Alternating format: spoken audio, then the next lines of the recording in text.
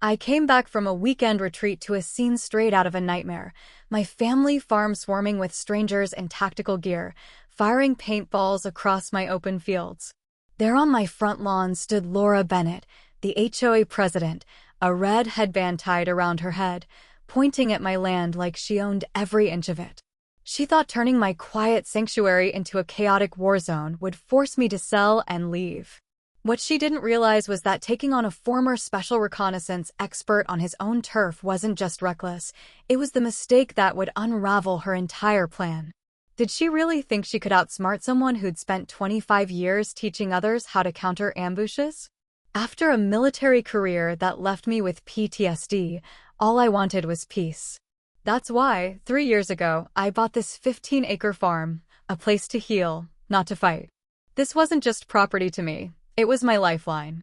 The VA doctors had urged me to find something meaningful to do with my hands, something to anchor me after years of combat left scars that pills couldn't touch. Working this land, mowing the sprawling lawns, tending the crops, shaping a pristine natural retreat, changed everything. It gave me purpose. I started hosting small community events on my well-kept grounds, even opening it up for veterans gatherings and therapy sessions. For the first time since retiring, I felt alive again. When I bought the place, I knew it fell under an odd HOA that spanned several properties in the area, set up decades ago to preserve the neighborhood's rural charm while allowing some growth. Most neighbors were decent, hardworking folks, some veterans themselves, who respected my space and appreciated my efforts. I'd picked this spot for its serenity, rolling hills like the countryside of my childhood, a forest to the north for privacy, and wide-open fields to the south that gave me the freedom I'd craved after years confined to bases and war zones. Everything was fine until 6 months ago, when the HOA elected a new board. Laura Bennett ran a cutthroat campaign, vowing to boost the community's prestige. She barely won, thanks to a shady election timed when most working residents couldn't vote. Within weeks, the vibe shifted. I'd kept my military past low-key. Neighbors knew I was a vet, but not that I'd spent most of my career in special reconnaissance, scouting ahead, mapping terrain, and prepping battlefields. I never imagined those skills would come in handy here. I was wrong. The first red flag came when Laura showed up uninvited, clipboard in hand, eyeing my farm like a predator sizing up prey. "Your farming activities don't quite fit the community vision we're building," she said, her tone syrupy with fake concern. She stood by my vegetable patch in crisp white pants and designer sunglasses, staring at my tomatoes like they offended her.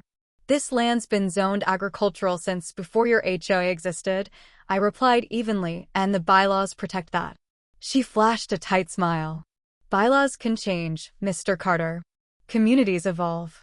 I brushed it off until a violation notice arrived the next week, citing excessive agricultural equipment, visible from the road, my tractor, parked in the same spot for 3 years without issue. A neighbor at the county clerk's office tipped me off.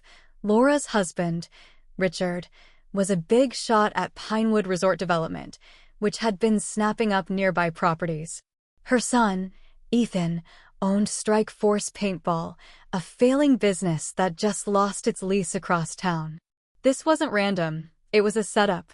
When Laura tried pushing a rule banning home businesses, threatening my farmers market sales, I rallied neighbors who depended on similar gigs, a craft seller, a mechanic, a baker. At the HOA meeting, 15 of us showed up, and her motion tanked 18-5. "This isn't over," she hissed as she stormed past me. She wasn't kidding. The next morning, my irrigation pipes were sliced, too precise for vandalism. Then came anonymous complaints. My chicken coop was unsightly, my compost offensive, my truck excessive traffic. Each triggered inspections and paperwork. I added more cameras and soon caught Laura creeping along my property line, snapping photos while I was at a VA appointment. She was careful, but she was trespassing. A sympathetic HOA board member later slipped me intel. Laura had rammed through recreation bylaws in a secret meeting, claiming urgency for summer events. Then, at a community center setup, I found her forgotten folder, blueprints of my farm reimagined as a paintball complex, stamped with Ethan's logo. I snapped photos and returned it, watching her flinch when I asked, "Planning renovations?" "Just concepts," she lied. "For the community." "Funny how they're for my land," I shot back. The veterans retreat I'd attended, 3 days of fishing and counseling, had been a rare break. That peace shattered when I got home Sunday afternoon. Paintball guns popped like gunfire, and dozens of players in tactical gear swarmed my fields, hiding behind hay bales they'd rearranged. My barn bore a banner, "Strike Force Championship Course." Rage burned as I saw trampled crops, paint-splattered equipment, and tire tracks gouging my land. Laura stood on my lawn in khaki shorts and that red headband, directing a tent setup, while Ethan bragged to players about his course. I grabbed a stray paintball marker and marched over. "What the hell are you doing?" I demanded, gripping the gun. Laura smirked. "Welcome back." The HOAs designated this a recreation area under emergency bylaws. Perfect for paintball weekends. "We'll clean up, mostly." She handed me a flimsy document. "This is illegal," I said, spotting flaws instantly. "You can't seize private land." "We're utilizing community resources," she cooed, eyes hard. Ethan swaggered up. "Been planning this layout for months, had to clear some junk plants, but it's killer now." I've photographed the chaos, catching Ethan's admission on video. "Get off my land," I said, voice low. Laura laughed. "Call the sheriff. By the time it's sorted, we'll own this spot." "Accept it." Staring at my ruined farm, I made my choice. "You've made a mistake," I told her. "You turned my home into a war zone, and I know war better than you ever will." I called Sheriff Hank Lawson, who filed a report but couldn't act without a court order. "Civil matter for now, Jim," he said. "Document it all." My lawyer, Sarah Coleman, confirmed they'd overstepped but warned HOA cases drag on. My third call was to Tom Hayes, a buddy from 3 tours, now in corporate security. By nightfall, he'd rallied 4 vets to my living room. "We need intel," I said, briefing them. "Classic land grab," said Dave Rollins, our old intel guy. We split tasks. Lisa Grant, a digital security pro, dug online. Tom ran backgrounds. Carlos Ortiz checked county records. Dave tied it together. In 48 hours, we had dirt. Richard's company had bought 6 properties around us, circling my farm. Ethan's paintball gig was broke, banking on a new site. A permit inquiry from Richard's firm mapped my land for a resort phase 2. Lisa found Laura's emails pushing homeowners to sell cheap, and a whistleblower leaked shady meeting notes. Tom uncovered Laura's county commissioner campaign site, touting tough leadership, like bullying a vet. My farm was their prize, and I had proof. Sarah's office buzzed as we built a case. "They've broken laws, trespassing, fraud, HOA rules," she said.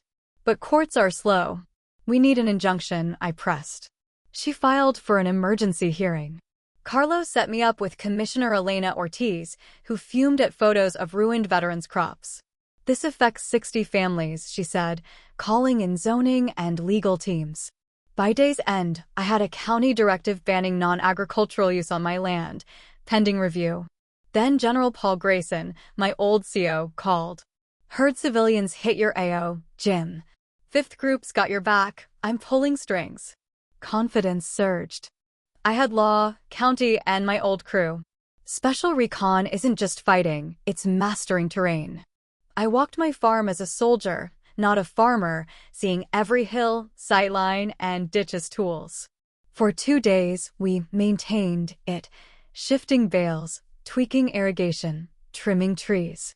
To outsiders, it was routine. To us, it funneled intruders where we wanted them, with cameras disguised as birdhouses streaming to lawyers and officials. Carlos found Ethan's fake permit for my address, flagged now. Sarah secured a Friday hearing. Drones from Vet Pals stood by to film legally. By Thursday, my farm was a trap, not a target. Friday night, neighbors met in Mark Thompson's garage, 10 homeowners fed up with Laura's tyranny.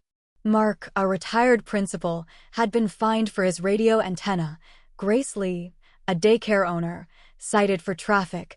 The Hernandez family, hassled for gatherings. Dorothy Evans, 82, nagged over roses. She's pushing out big lots for development, said Peter Ruiz, whose cousin worked at the bank. Dorothy's records, 15 years of HOA minutes, proved Laura's violations. I tipped off reporter Jake Sullivan, and the Veterans Food Bank director, Ana Morales, documented our losses. A resistance formed. Saturday, Laura's caravan rolled in, her SUV, Ethan's van, paintball gear galore. Observers ready, Tom said via earpiece. Drones hummed. Deputies waited. They struggled, bales useless, ditches muddy, layouts exposed to the road. At 11:30, I stepped out in tactical gear, bullhorn up. You turned my farm into a war zone. Let me show you why I was the best. I dominated their game, picking off players with precision, using terrain they couldn't read. Laura's smugness melted. Ethan flailed. Then deputies, Sarah, and a news van arrived. Perfect timing. Sheriff Hank served the injunction. Vacate now. Laura sputtered. HOA approved. Sarah countered with proof of fraud, Elena slamming the vet crop loss. You're done, I said as cameras rolled. You attacked a vet's farm, I defended it. They fled, drones capturing it all. Tuesday's HOA meeting packed the hall. Sarah laid out the evidence, illegal bylaws, fraud, damage. Board members bailed. Jake's exposé hit. A new board, Mark and Dorothy, took over, vowing fairness. Elena set agricultural protections countywide. Richard's firm paid restoration costs to dodge lawsuits. Ethan's business folded. My farm thrived. Veterans programs grew. Neighbors joined in, and Redemption Field became a healing hub. Laura's SUV rolled out one day, her voice bitter. How'd you beat me? You saw land to steal, I said. I saw terrain to defend. It's what I do. She left, and I watched vets and neighbors tend the fields. Chaos turned to peace, just as I'd trained to do.